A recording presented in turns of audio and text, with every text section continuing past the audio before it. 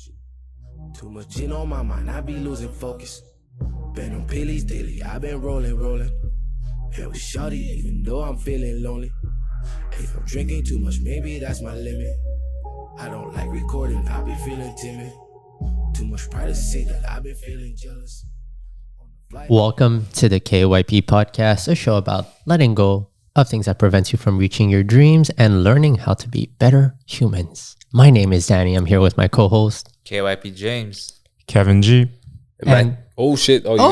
I was going to say, and we're here with our local superstar rapper. Maky Lavender. I was going to gas you up, but I guess you jumped the gun. Thank you so much, bro.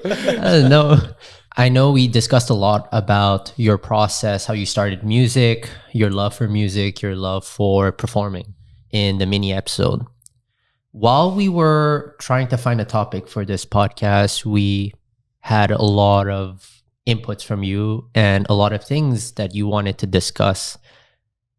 Being an English rapper, it is very hard to try to conform to the language because, sometimes I feel the local government is very against us, but we're not going to go into politics.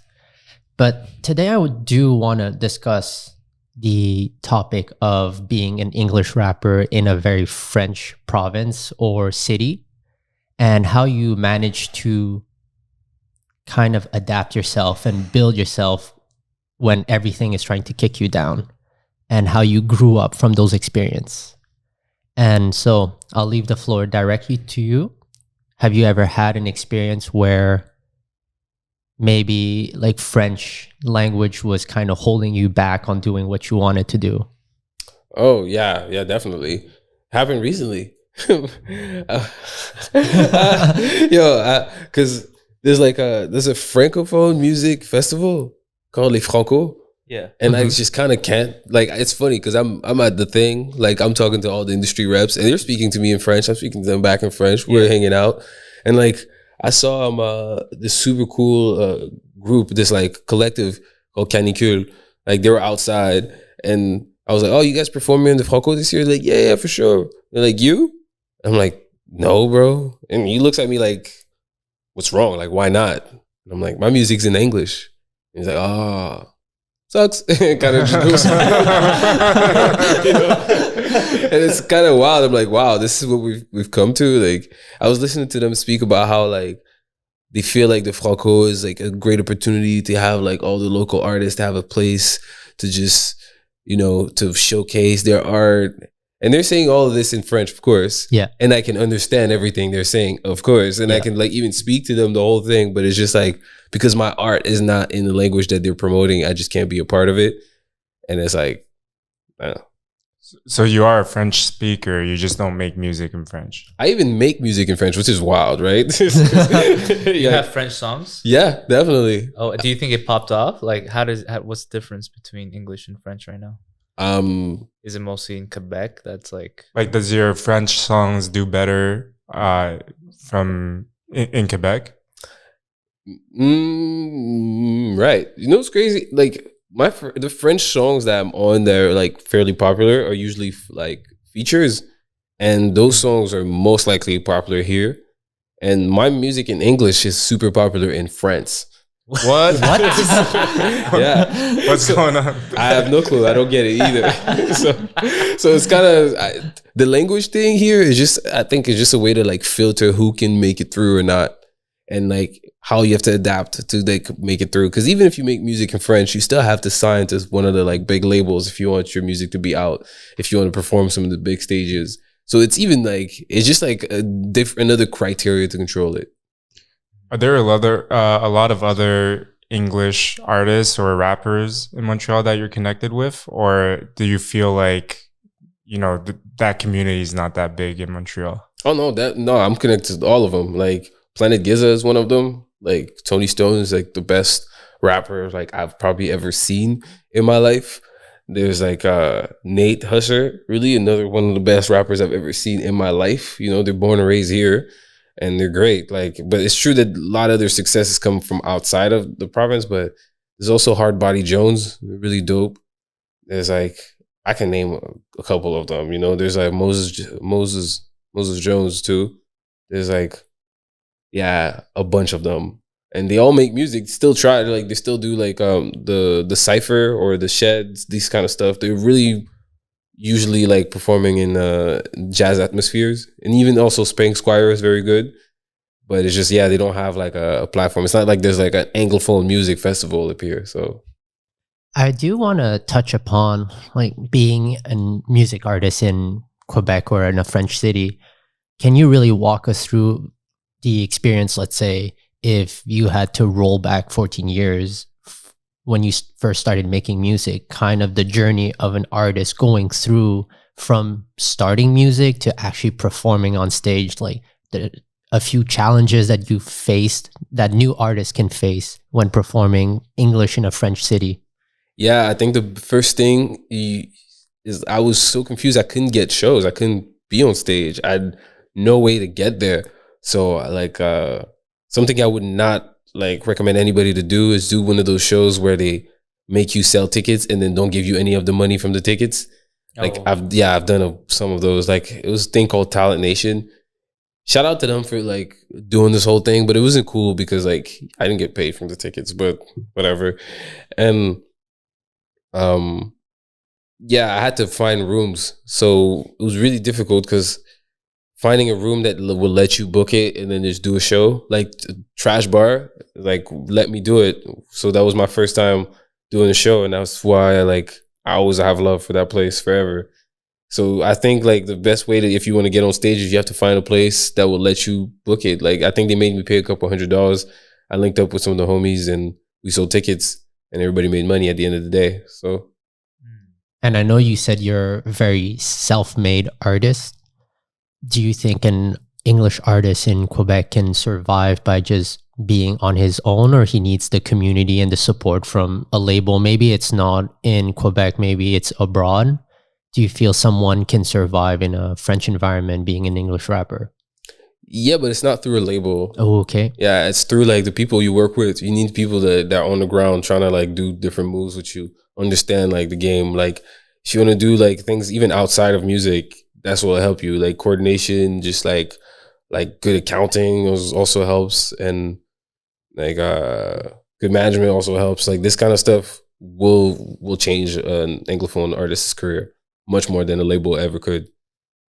And speaking of like all those little underground communities, right? How easy or hard was it for you to find those communities? Is there that big of a community in Montreal? For Anglophone music? Yeah. Yeah, because everybody here mostly listens to music, like Anglophone music. Yeah. Like I think there was a study that came out and like 8% of the music from here was the stuff that people consume.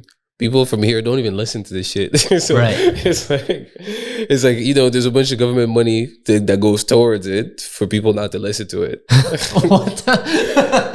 Yo, look, it defeats me, yo. I don't even get it. I think, well, actually, I do get it. It's to create jobs, you know? Right. It's creating labels are like jobs for people to work in an artistic industry, and it's for tourism.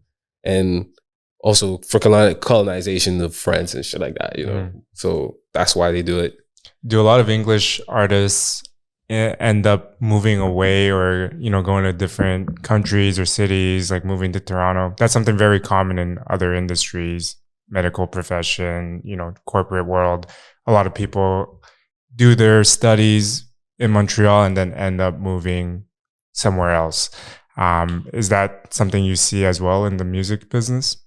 Yeah, I did it too. I moved to Vancouver for a little bit and it was awesome. I love Vancouver. I love the West Coast. Calgary too, love it.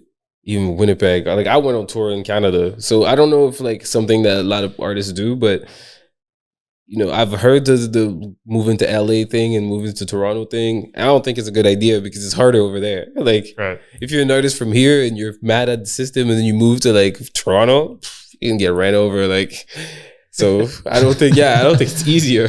So, it's like a small fish in a big pond or a big fish in a small pond. That too, and there's much more cutthroat in those places. Like a lot more competition. Yeah, like I played in Toronto a couple times, and like there's not that many people at my show. Like they don't know who I am, and they all have something better to do than to come discover an artist. You know, so Gotcha. That's the reality of it. You know, one thing I find very interesting about music is that regardless of your genre that you play, a lot of people make music, and I've seen, let's say, singers who want to connect with the music community. They don't go connect with other singers. They connect with, let's say, a guitarist, a piano player. They make a band. They play at open mics. Do you think, as a rapper, like maybe if, because I see your style is a bit more laid back, maybe you're performing at like a jazz bar where you can rap over a smooth beat. Do you think that's something a rapper can do to connect with more music artists? Yeah, actually, it's a great idea. I've done it by accident a little bit because because I went to school for audio engineering, and one of the things we did as like a project was to record musicians, and the musicians in Vanier were like close to like the audio engineering department, so I connected with some of them, and I played with Gina Soto, which she actually lives in New York right now, and I have a song with her that came out not long ago. But yeah, back then that's how I met her, through school. And like I used to play with a band, and one of the guys that plays in my band now, that plays with me now on the acoustic album, like we all met through school. So at school is the best way to, like, I guess, make those initial connection. But they also play at like the Cypher and this kind of stuff. So then connecting with them at those places would have been another way to do it, for sure. And since we're on the topic of community, right? Connecting with other artists, I know you made your contacts inherently through school and just hanging out with people. Let's say a new artist comes up and they want to connect. Let's say we put yourself as a new artist who didn't know those connects. Were you very uncomfortable to reach out to other people, or do you feel like, is it hard to reach out to people in Montreal and say like, hey, I want to do something, like, can we connect and work together? I find that before the pandemic, it was super easy. Oh. Yeah, it changed a little bit. It's also my life changed. It might just be a personal thing. But before the pandemic, I would reach out. I'd be like, yo, I fuck what you do. Like, you think we could work on something? And then when we'd be talking, get to know each other, yo, can we work on this? And then if it was a yes, then boom, let's go. Let's work on this. So it was, I don't shy away from reaching out to people that whose art I like, because I reached out to y'all, so yeah. How is it now compared to pre-COVID? Since there's so many people who started making art after COVID, it's just not like, it's not the same, like, like Breakfast Club type of losers. Like, it was like the music. When I say losers, I just mean because we're just like all outcasts. Like, yeah, we make music in this world where like nobody understands us, and it was just us, Yeah. And then like when the pandemic happened, it was a bunch of people who had like they started to do the stuff. So then like saturated now. Yeah, saturated, and people are just not it's just not the same. So you think social media enhanced that the fact that people are making music more and there's a lot more competition now? I wouldn't say competition, but I would just say there's just much more people. Okay. There's just so many people that like now it's just not the same like community. There's no community now, you're saying? Not no community. It's just like it's not as niche. Right. Yeah, gotcha. It's not as niche. It's just much more like almost popular, common type of thing. Because I remember you guys like Zach Zoya. I used to see you on YouTube as well, Maky Lavender. Like, yeah, you guys were the Montreal rappers, that were doing it. Like, even though you guys were just like independent. So yeah, now I feel like everyone's a freaking rapper. Everyone's a musician. Everyone's trying to do it, right? So I kind of understand where you're coming from. It's like, you guys don't have your crew anymore. Yeah. It's not a knit community, like group of people. Like, yeah, we're making music. Yeah, for sure. And the people who started like years ago now, they like, we all have something to prove for some reason. Like, I'm not 30 yet, but like when you get closer to 30, you almost like got all these like milestones that you put up in your head that you like, got to get there. So I think a lot of people also are less open to just connecting the way they used to. Yeah. Everything's a transaction, you think? I don't even understand it anymore, really. I don't get what's going on. Yeah, I really don't get it. Like, I don't even know why some of the people do it, because for sure there's like the clout aspect to it. But there's a lot of people who I don't even understand why they make the art that they make. I think they just kind of want something to post, and it's like the aura It's like the cool new thing to do. Yeah, because The I mysterious thing. the mysterious, Mysterious the thing? mysterious posting things. Yeah. That shit. I really, it's just kind of it's true. Yo, it's so gloomy, but yeah, it's like back then, like music was like, I remember like being in like CJEP, and it's a girl story. I gotta do that, but I remember when I was at CJEP, this girl I like, I thought she was cute and shit, and I was trying to holler at her, and she was like, "He's not my type," because I was like a backpack rapper type of shit, and like now it's kind of different, It's just like it's almost cool, because I rap and I get to post like a show I did somewhere, or I go to do shows at other places. Now it's cool, but like at a certain point it wasn't like dope. It's like almost like, especially in Montreal, you have to be like popular outside from like the streets or some shit like that. Yeah. And then like people think you're super awesome, and then you just started rapping because you're so popular already. And like when I didn't do that. I didn't go that route. Like, I like going to HMV, getting some CDs and shit like that. And like, I wore like my dad's old clothes and shit. And it was not dope, it was kind of just like quirky. Yeah. Shit. Someone called me goofy before. But it is what it is. It was my life. It was my truth. So, But that's dope now. That's the thing. Yeah, right? That's what I'm saying. Like your vintage clothes, like shit, wearing yeah. your dad's clothes from the 90s. Like that's dope now. It's But like even in high school, right? Like I was part of the football team. We'd like clown on the music people, the music kids, and we'd clown on the dance kids. yeah. They're like, "What the fuck are you guys doing?" Yeah, you can blow air into like an instrument, but can you run 40 miles under like a few seconds? Well, if you play American football? American football, Shit, yeah. what position? Linebacker and free safety. Oh, no. You would never believe it if you see him. Yo, this guy, you tackle the shit out of people. Yeah, like my only job, according to my coach, was run as hard as you can into a dude and wait for the cavalry to arrive. So you basically just trying to slow down the dude. Yeah, like all you saw was like the running back like blasting through the line, and then just a tiny little Asian kid holding on to his ankle being dragged into the grass. How many years did you play? I played 4 years until I got 2 concussion, a dislocated jaw, and a dislocated shoulder. Damn. The doctor's like, bro, at this point, I don't know if he has brain damage or not. You should probably make him stop. Damn, you're really playing, yo. That means you really fucking play. 4 years and got injured that much? Yep. You really didn't care about your body. No. You're just like, just go for it. No, I think I was there like because of the team, like learning, being part of. You like football. Yeah. I love football, but I love being part of something. And you know that saying from the Three Musketeers, like all for one for all. Yeah. Mm. Yeah, football definitely has that aspect. I played 1 year Mosquito. I was like 13. Mosquito. Yeah, I was corner, so I played defense too. Defense is super knitted, like super tight knit. We always roast on offense. Oh, that's awesome. True. Yeah. Yeah, like what is it? Offense gets the glory, defense gets the championship. Yes, Yeah. Oh, that's exactly. good. That's Yeah, good. he knows what's That's up. the confidence real. you guys give each other, right? 100%. Yeah, you just saw it happen. Yo, what the fuck? Yeah. Football? Yo, it's really like that. But I definitely, in terms of us roasting offense, defense, that division between two groups of people within the same sport. I guess we can say the same about like French rappers, English rappers. Like you both are doing what you love. You both are trying to make it. Do you feel that there is a division between both, or are French rappers really down to just collab with English rappers? French rappers are super down. Oh, okay. Yeah, Interesting. they're so down. Like, and I think that changed. I think like for real, I have to say the credit comes from like the era of like, like Zach would be Nate, like and Tony Stone, and like just the artists, because Tony Stone has a lot of music with Roger. He has a whole project with him.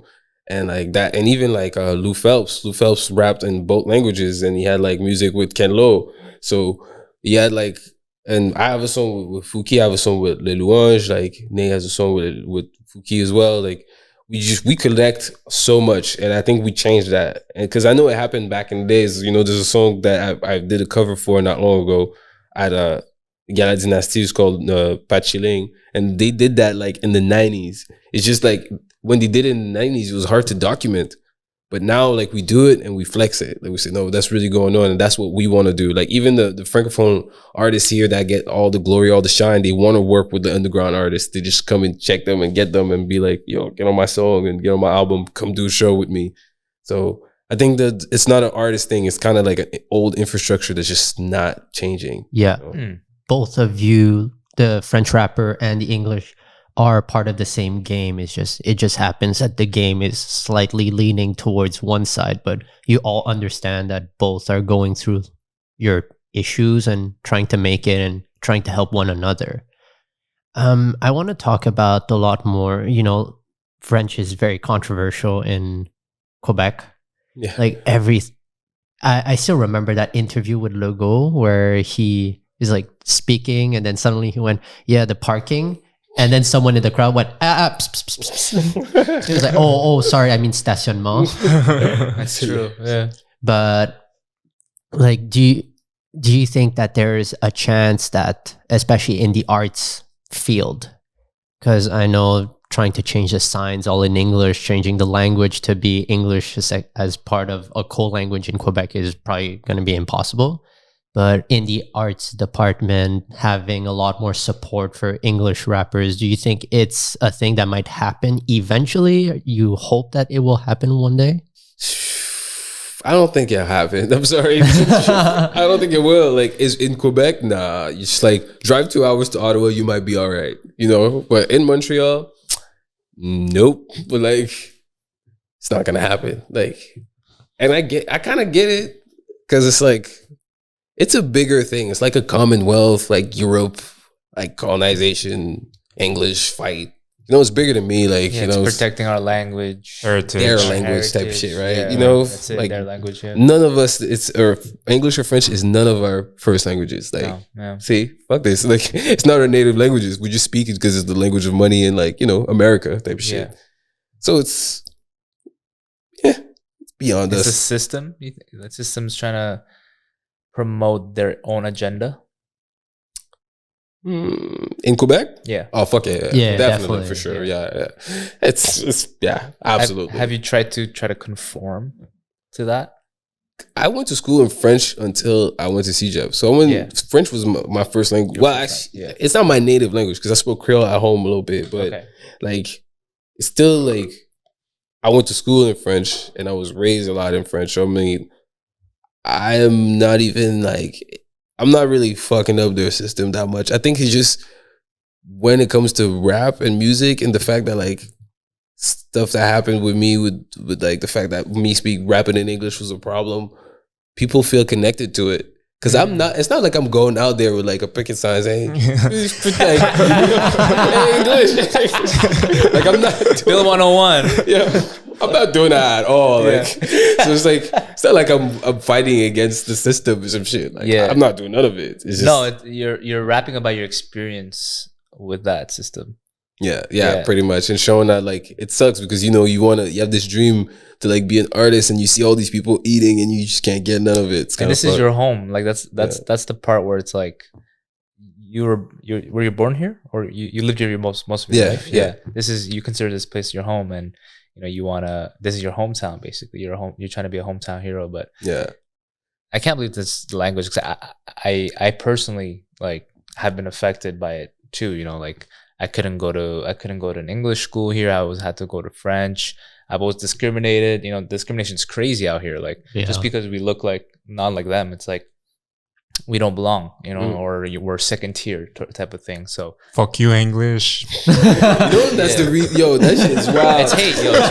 It's real hate. Yeah. But you know, like I feel like the younger generation's more open, especially with, I'm sure, with music. Like I feel like they're not as old school as their parents or their grandparents.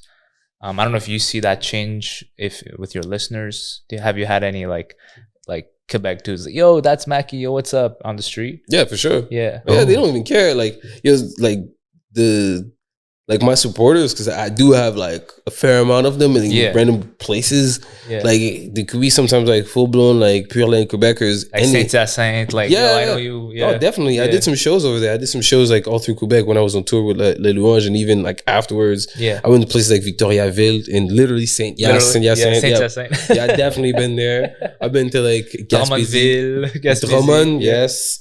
Trois-Rivières, all them places. And like the people who listen to music, Yeah. they love me. They give me all the love in the world. They're not mad at me for making music in English at all. Like they don't think I'm. That's crazy. Like, It's not the people. the It's government's the out system. of it's out It's of a touch. system, We're yeah. so out of touch with Yeah. what's really happening Yeah. with the youth over here. You know. Facts. Yeah, Yeah. it's always been like that. I find like it's like, you know, most of the activities there is to do in the summer usually were based around like families and kids. Yeah. It's not really about like teenagers or just, you know, young adults.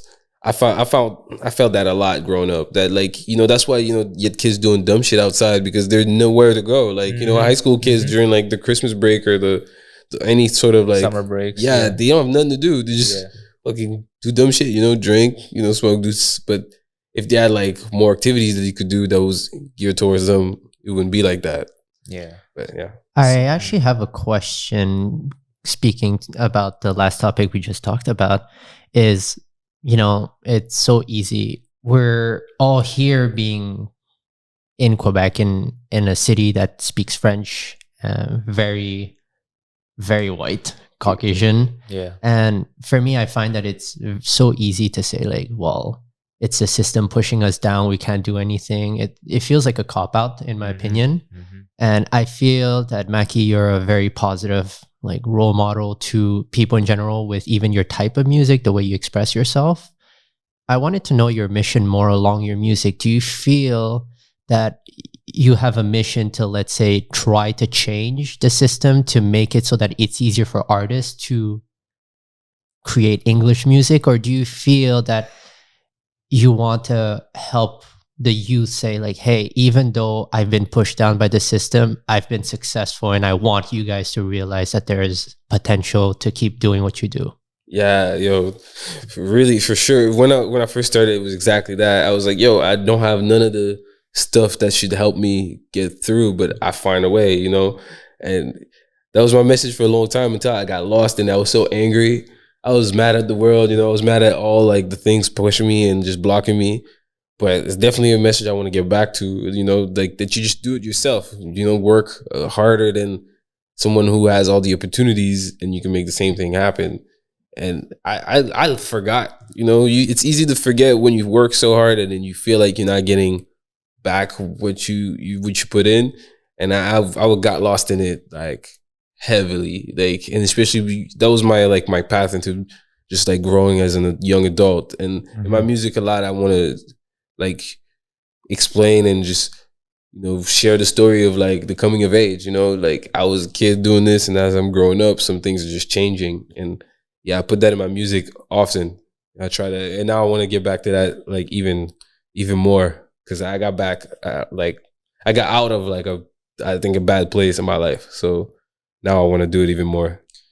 To touch on some of that frustration you mentioned, I know when you first reached out, I checked out some of your stuff, your clips, and I noticed you were on the local news for some linguistic controversy of a project you did with the STM. Can you tell us a little bit about that?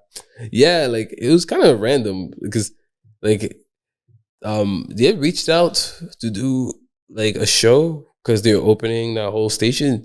And I was like, for sure, but it wasn't through me that they reached out. I was working with like some dude that was sort of shady. It was weird, dude. like it went through him. But then like, you know, I just did the show and then nothing happened. Like the show was cool. Then like they put it on TikTok and then like a year later, someone mentioned in the comments some shits, like started making jokes. And then I think the comment section in TikTok really is what did this. It's because I'm pretty sure that's how it started. It started with the comment section and I don't know why TikTok is worse than Instagram, and Facebook and TikTok is just the worst comment sections of all time. Like people just go nuts there, and then like unfiltered. yeah, and then from there, I don't even know how that fucking happened. Next thing you know, the news contacted me about language and shit. I just answered. So what were the comments? They were saying like, why is he rapping in English? Like, Are you serious? Damn. yeah. Because it was a project about the STM, right? It's You- French. The rem. It was the rem. The yeah, REM. yeah. Okay. But how does that have to do with language? I don't really know. Well, it's a Quebec, like the REM is under the Quebec government, right? Yeah. So you did a song to kind of promote, oh, the REM's coming out. It's super sick. But you were doing it in English, and that was the problem. To be honest with you, it's been 2 years. I still don't get it. Like, I don't know. Like, it's just because I think because they took down the video, and then they asked me how I felt about them taking down the video, and I was like, it's kind of sad because already you start like looking for all these opportunities, and you get blocked all the time. Yeah. It sucks. And they're like, why do you think they took it down? And I'm like, because the comment sections were talking about that, and then. Next, they ran with that shit. I think it's just damage control. Like, yeah, that's what it was. Yeah. we had an episode with a boxer in Toronto, and I remember, I think Mike Tyson said that is the internet has made people too comfortable disrespecting without getting punched in the face. Without the threat. Yeah. Yeah. You see some crazy shit online and nothing happens to you. No, because you're just behind a keyboard, like, oh, why is this dude like Keyboard speaking? warriors. Keyboard Yeah. warriors, Yeah. man. Yeah. Before the internet, you had to talk shit to people's face. Or You they never know what I heard it, mean? Or they- Yeah. It would never happen. Yeah, You never exactly. talk to someone's face like that. Yeah. Because we all understood that if the more you fuck around, the more you find out. Yep. Yeah. That's a fact. So now I definitely do want to jump more in the topic of the lessons that you've learned from all these experiences. We've talked about number one, the community. We've talked about a bit more of the controversial, the things that were holding you back. I'm definitely sure that you've learned something, a thing or two at least, because it'd be a pretty wasted opportunity to learn lessons if you didn't go through something. As someone or a young rapper, like what are some few tips that you could give to those people who feel like the system is pushing them down? Build your community, build something on, like, not just online, because online just takes you so far. Like, just building a community where people like check for what you do and care for what you do, and the rest just follows right after. I think you start like creating your art and then sharing it with some people. And I feel like at first when you start sharing your art, like nobody like that knows you really like follows or cares or shares it. But after a lot of years of like working, people start respecting the grind. So I think is working hard just like it brings people who respect like the work ethic, and it's bigger than anything else. So I think that's the first step, just working hard and then staying consistent. I think that's powerful. I think your fans are your number one supporters, right? If they would, like, I've seen stuff happen on TikTok, like with the comments, like fans just pushing the agenda for the artists, just giving support, or the other way around. If they want to hate on somebody, they're gonna ruin somebody's career. Like it's scary, but I think building a community, I think you're building it here in Montreal, right? Or even Canada, like going through these shows, Quebec, showing your face, showing your music. I think that's powerful. Creating new fans. Like I'm from Saint-Hyacinthe, buttfuck nowhere, but I see Maky Lavender from Montreal. It's like kind of inspiring. It's like big city things. It's like I'm from a small town, so I think it's cool that that music can sort of reach every single age group, generation. Yeah, for sure. I agree. Yeah, music changes the world. It's like magic. It brings people just listen to music and feel that shit. So. You think that's like your superpower? No. Let's get into that. What do you feel is your superpower? Shit. Actually, okay, let's change the wording about that. Like, what do you feel like you've been put on? I don't know if you're religious or not. I'm not, but James is very religious. But do you feel like you were put on this earth for a purpose? Yeah, I do believe that. I believe like I think I'm a peacemaker. Oh, Yeah, I like chill one side, chill the other side. Oh, that's me. yeah. You read that? I'm the mediator. Mediator. No, for real? Yeah, I'm always like, yo, guys, stop fighting, man. Let's chill. Let's talk about it. Let's find a solution. Are you like that? Yeah, and I do sometimes, but I'm sometimes like Yeah. like combative. You know, I fight too type shit. But Yeah. like I think like Depends. Depends on yeah, the yeah. I'm not situation, always like, Yeah. but I definitely do. I feel like there's definitely like some challenges for peace. Yeah. So there's no like truce as long as like all the people ain't free type shit. So Yeah. if like some things is not right, I'm gonna stand up and be like, True. this ain't right type True. shit. Yeah. But my end goal is for the peace to happen. Are you the J. Cole in this situation? Fuck no. I'm not Are J. you gonna Cole. bow down? Nope. I am not J. Cole. Would you be the Kendrick Yeah. if someone's attacking your name? Yeah. Actually, definitely. no. They weren't really attacking Kendrick's name, but I don't know. He just started the beef. To be honest with you, they didn't say much. I feel like that beef is so macho. It's just like ego. Like, yo, look, I'm the best rapper. No, I'm the best rapper. Yeah. And they're I both got the saying most that. records, the best records. Yeah, one guy said, no big three. It's just big me. It's hilarious. And then the other guy says, it's only Big D and this video proof. Like, it's wild. They really said these things. Yeah, like, yeah. these are the words exactly that they said. Grown man. Oh, well. Yeah, These guys are these guys are touching men. 40. Yeah. Yeah. Too old to do this, but hey. No, I remember even when who was Machine Gun Kelly said something about Eminem, yeah. Oh, like yeah. Haley Yeah. said something about the daughter Out of nowhere. out of nowhere in a song, and then Eminem just released a song just dragging him so hard that he had to switch genre. He's doing rock and roll now. Yeah, he is. He did rock and now he's doing country. He's doing country right now. Yeah. Wow, he really ruined that man's potential. See, back in the days, like, if you had something to say, I guess if you had a beef with someone, you like did a dance battle, just like in the movie. Yes. Right? Mm. You're like, hey, I don't like the way you fucking dressed. And then the other person, you started fucking battling right there in the metro. I think we need to get back to that. I think everything needs to be solved with a dance battle. I think It's true we because can. it's clear. I would Yes. win nothing in life. I'm taking L's everywhere. You're going to have to just go and practice in front of the mirror for hours. Yeah, Get those exactly. moves off.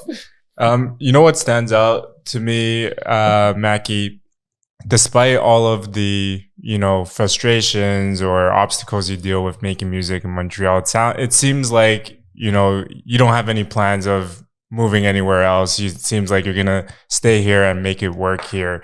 I'm curious to know where that attitude comes from and where that drive comes from. I love farming and really with farming and this kind of shit, you kind of deal with the weather you're given. Like that's the ground you have this season. That's what you do. So you just keep working, go back outside the next morning at 5, and there'll be something to do in the field. So I think that really influences why I work music the way I do. Because I like nature and this kind of shit. So That's a great metaphor, man. thanks, Like yo. you're thinking rapping as like farming. You're like planting the seed and trying to let it grow, no matter the season, no matter the obstacles. Yup. Any seasons is just random shit. This year started earlier, so I'm happy. Last year it started late. Now we're like mid-May. Things have been planted.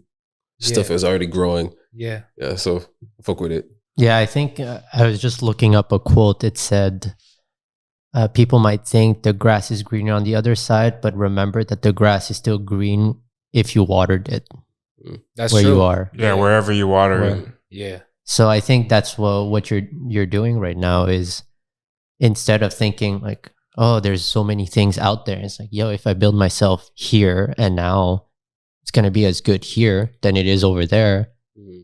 But then I have all my friends and family here and I don't have to start from scratch from a big pond Yeah, as a facts. small fish. Yeah, but I left for a little bit. 2022, I was gone for a while. It's just like you leave on tour and shit. And something that I feel like a lot of artists don't know is like you leave a long time and you come back and people are older. Like babies have grown up. They don't remember you. Like, your older siblings or older family, like got gray hairs, you missed people's weddings, birthdays, funerals. It's fucked. It's a reality. Like something Kendrick spoke about in To Pimp Butterflies, that kind of shit. You know, you just go touring to just do this grandiose thing of music, but you just miss out on everything that made you. And yeah, like that fucked me up a little bit. So yeah, for now I'll be here, but you know, at some point I'll definitely be touring for like 2-3 years and then miss out on shit. Yeah, I wanted to know more about your traveling, right? You left for 2 years. Like what's something you really thought about while you were traveling? Like did you get really homesick after 2 years, or is there something saying like, oh, actually it's not that great traveling compared to just being home and comfortable? Maybe just a life lessons. Or you love performing, right? Yeah. Did you like that? Yeah, I did. I like performing, so I'd like, it's almost like you're in a high. Oh, okay. You're constantly just like living this whole like artist dream. But it's like, see, I'm talking about it like I'll never do it again. Like I'm gonna do it again. Like I'm gonna leave back out on tour. I'll just take a little bit of time before, you know, enjoy the summer a little bit. But then, yeah, I'm going back because that's the kind of the life I chose. You know, this music shit. Like I picked this. But I learned a lot. Like I learned how every bus system worked. I took the bus in so many places. I had like is it Compass card? Opus. No, Compass. Oh, called Compass. Yeah. Where's the Compass? Is it like in I think that's in Vancouver or in London, or I don't remember shit. I have a Toronto card too. What's it called? The MTR? Presto. Yeah, I have a Presto card too. Like, yeah, I took different like transit systems. So that's something I learned. The transit system in like the major cities. For sure. Yeah, I learned how to get around. It's kind of the same thing, but just in a different city. People speak a different language, but it's like Montreal is like pretty much like everywhere else. You think that discovering these places, you know, because usually artists like would take a bus or planes, but like, you know, taking the transit system, you kind of get to know the city in a way, like as a local. You think those little things inspire your music or inspire you as an artist? Yeah, for sure. It's the reality. You know, I like living real things. So yeah, you like to talk about real things, right? Yeah. So you think that song Air Transat, that's because you were traveling, you were in that moment, that inspires you? Yeah, absolutely. It's also a different part of my life. You know, I think I wrote it like in 2018 probably. Yeah. And now it's like 2024 and I can still live to it. Like I love that. Just I can never really get back to that. So I'm happy the way I use my time is something that's important for me. So I'm happy to use my time in a way that I'm still proud of right now. So I'm trying to recreate that, but you can't, but I'm trying to still. Yeah. Do you have any advice for young artists starting out in Montreal? Yeah, just like try not to get mad at everybody around you. It's just not the wave. I've done it. And like people are just so emotional. They get mad back. You know. Yeah, I try to like either ignore people or be at peace with them type shit. Because you get what you put out, right? Yep. Yeah, that's fire. And you the same people you see on your come up, you see them on your way down, you know? So when everything's going good, you've seen some people, and then when shit don't go good anymore, you see the same people pointing at you, being like, I remember you. So it's real. Yeah. I wanted to wrap up this podcast with one last question. You very successful musician, in my opinion, performer. You figured out your sound. You're still trying to find more things.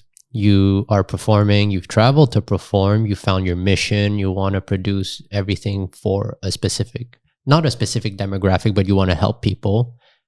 And you also have a clothing brand. What's the next big thing for you? Farming, for sure. Get some land. Yeah, definitely. Gonna use my name for some shit. Yeah, I'm definitely gonna farm, yo.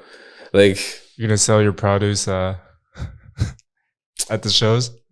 That's a good idea. Might have to do that. Might have to like actually do shows that like do little markets type shit. That's a good fucking idea. Yeah, but for sure, there's that first. But then, okay, look, I have also music stuff that like sometimes because music is like, it's like a toxic relationship I have with. So sometimes I don't really like give the ups and like the love to it. But I have like some cool shit. I'm going to Rotterdam soon for a show. And then I'm going to Calgary for another show. So these things are pretty big for me because I've never been to Rotterdam, so it's cool to just go perform. But I've been to Calgary like a bunch of times. So that still like is lit to me that I'm at this point where like I've done so many shows in Calgary and I still get called back. So I think I'll take some time off and then I'll tour, but I'll for sure farm this summer. So I'm all over the place still, like farming, touring. That's gonna be me for real. You know what he should do? Like take his produce and make a smoothie section at a concert. Smoothies are hot. Yeah, like People love smoothies. Yo, like people go to all of these rap concerts to like get fucking wasted and drink. Nobody's getting hydrated. No one's getting their vitamins in. Maky could be the guy who's Health like, yo, forward rap concert. Health as well. Health is health wealth. is wealth. Yeah. Yeah, a homie of mine did some of that. So I'm definitely gonna link with him. We're gonna do some juices and shit. Yo, Oh, yeah. that's a good idea. Maky, where can we find you? Maky Lavender, Maky Lavender on Spotify, Instagram, Facebook, YouTube. It's pretty much that. I don't know if there's more. Fucking. Do you quit TikTok or you just delete your I'm on account there? TikTok. No, I'm on TikTok still. Like, screw that. Fuck TikTok. No, I'm on there. So TikTok, please don't ban me.